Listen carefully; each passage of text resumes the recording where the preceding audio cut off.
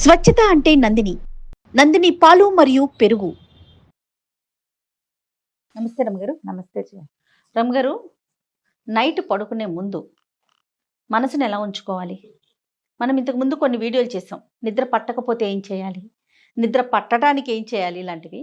అసలు మనసుని ఎలా ఉంచుకోవాలి, మన ఆలోచనలు ఎక్కడ వరకు ఉంచుకోవాలి పడుకునేటప్పుడు? ఇప్పుడు ఈ ప్రెషర్స్ ఎక్కువ కదా జయ, మనకి ఒత్తిళ్ళు ఎక్కువ. దానితోడు మనం ఏదో సినిమా చూసి పడుకుంటాం, ఫోన్ చూసి పడుకుంటాం. చాలా మంది అంతే కదా. కొంచెం చిన్న ఏజ్ భార్య భర్త కలిసి స్పెండ్ చేసి పడుకోగలిగే వాళ్ళు అదృష్టవంతులు. ఆ ఏజ్ వరకు కొంతకాలం పాటు బాగానే ఉంటారు. కాంజుగల్ లైఫ్ ఎంతవరకు ఉంటుంది? కొంత ఏజ్ వరకు ఖచ్చితంగా ఉంటుంది రెగ్యులర్గా. క్రమంగా కొంత గ్యాప్లు వస్తూ ఉంటాయి. వీళ్ళకి ఏదో అనారోగ్యము, విసగట, ఆసక్తి లేకపోవడం, ఏజ్ ప్రకారం ఇవన్నీ సెపరేషన్స్ సహజంగా వస్తాయి. ఎవరి దారిని వాళ్ళు పడుకుంటారు. అయితే పొద్దునుంచి జరిగినవి సింహావలోకనం చేసుకునే పద్ధతి కొంతమందికి ఉంటుంది. ఏదైనా ఇబ్బంది, విసుగు, ఆఫీసులో ప్రెషరు, వ్యాపారంలో ప్రెషరు, డబ్బుల ప్రెషరు, నచ్చనిది, ఇవి ఆలోచిస్తూ పడుకున్నారనుకో, నిద్రలో ప్రశాంతత ఉండదు.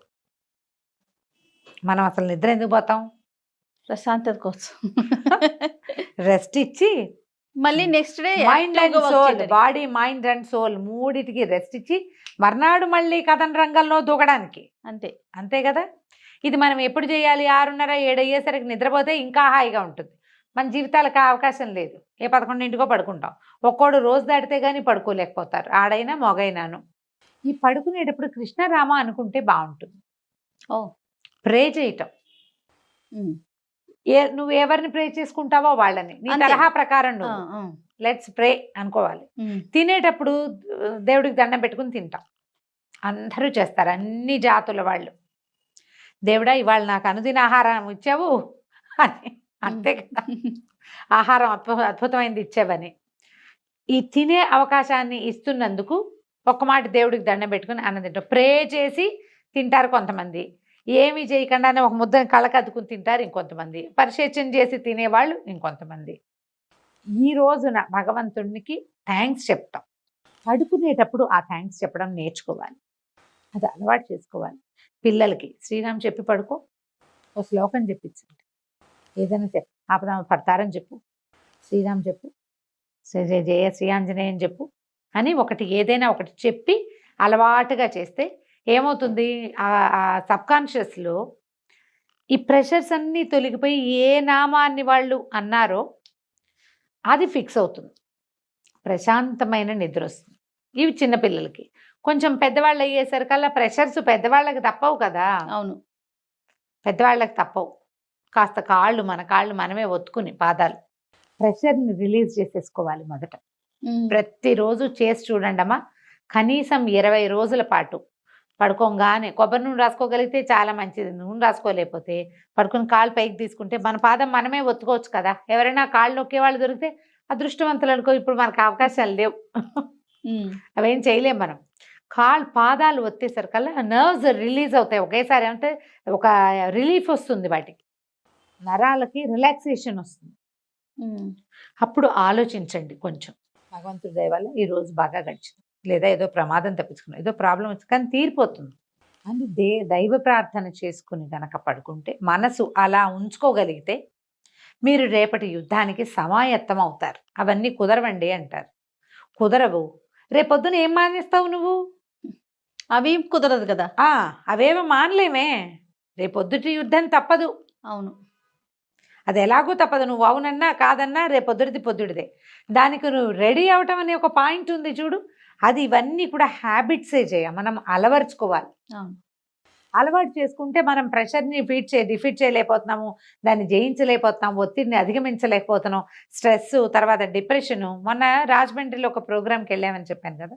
అక్కడ చాలామంది తల్లులు, ఒక డాక్టర్ గారు, 2 సైకాలజిస్టులు వచ్చారు. పెద్దవారు 2, చాలా సీనియర్ మోస్ట్లు. అందరు తల్లులు అడుగుతున్నారనమాట, మా వాడు డిప్రెస్డ్గా అయిపోతాడు, అలా అయిపోతాడు. అమ్మ, డిప్రెషన్ అనే పదాన్ని మీరు వాడేయకండి.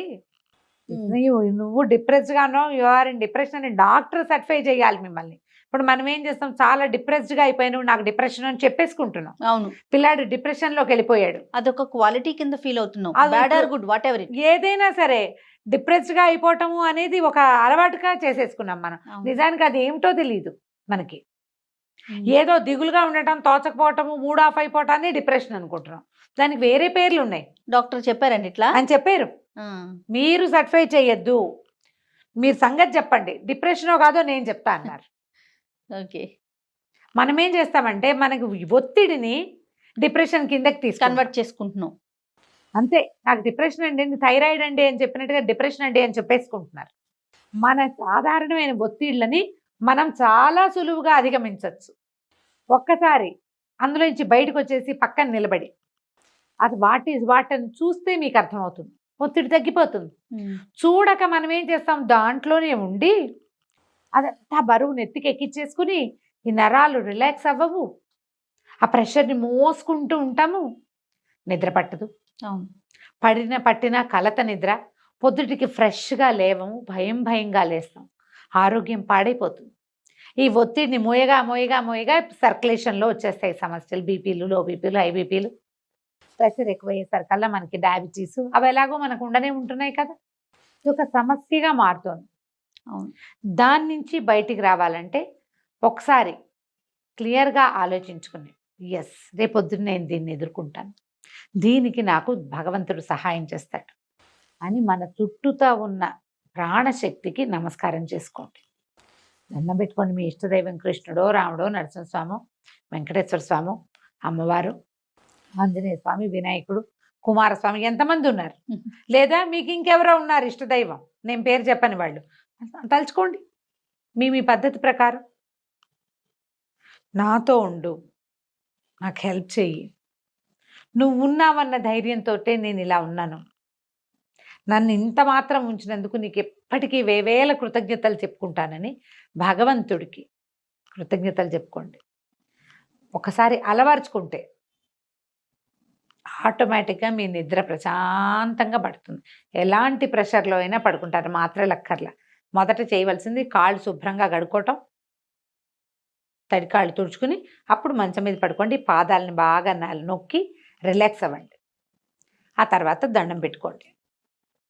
ఇలా ఆలోచిస్తే మీరు ఒత్తిడిని 50% అధిగమించగలుగుతారు బై ప్రాక్టీస్. ఏదైనా ఒక దైవ సహాయం తీసుకోవటమే. నేను చెప్పే కదా, నాకు చాలా ప్రెషర్గా ఉంటే నేను ఆపదమ్మ పడతారని వదిలిపెట్టను. చదివి ఎప్పుడు నిద్రపోతానో తెలీదు, నాకేం పీడకలు రావు. కలత నిద్ర మర్నాటి మన తాలూకు దినచర్యను పూర్తిగా పాడు చేసేదా కదా, అది మన ఆరోగ్యాన్ని దెబ్బతీయదా? దానివల్ల మన ఫ్యామిలీ, దానివల్ల మన ఉద్యోగం, మన కెరీర్ అన్నీ డిస్టర్బ్ అయిపోతాయి కదా. ఇది ఒక బలవంతపు ప్రాక్టీస్. ఇవన్నీ రావు, చేయలేము అని చెప్తారు జయ, గుర్తు ఉండదు చెప్తారు చాలామంది. మనకేం గుర్తుంటుంది? ఏదైనా బై ప్రాక్టీసే కదా. అంతే. మనకు పుట్టగానే తినడం వచ్చా, నడవటం వచ్చా, రాయడం ఏమొచ్చు? చెయ్యను అన్నీ వస్తాయి. ఇది కూడా అలవాటు చేసుకుంటే గనక మనం చాలా ఈజీగా ఒత్తిడిని అధిగమించగలుగుతాం. పడుకునేటప్పుడు తెల్ల కాగితం లాంటి మనసుతోటి పడుకున్నారా, పొద్దున మీరు ఎలాంటి సంతకమైనా మీ తెల్ల కాగితం మీద చేయగలుగుతారు. సూపర్. అంతే రమ్మగారు. నమస్తే. నమస్తే.